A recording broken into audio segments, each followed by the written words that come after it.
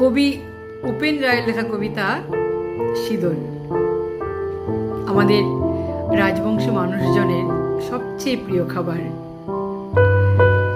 ঘুরতে ঘুরতে যাও যদি দূর ভিতরের গায়ে, গলগলানো ভাদুড়ি মাছে বাড়ি ঢোকা দেয়। মাছ ভাজা, মাছের ঝোল, মাছেরই অম্বল, ঘন বর্ষায় সবজি কোথায়, মাছটাই সম্বল।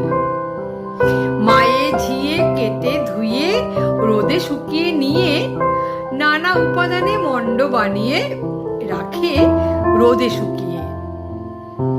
তুলে রাখার কৃৎকৌশল অত সোজা নয়, রোদে শুকিয়ে কলার মোতার ছাই জমাতে হয়। অতি যতনে বানায় মণ্ড, শীদল তার নাম। চকু মুজা অনেকে বলে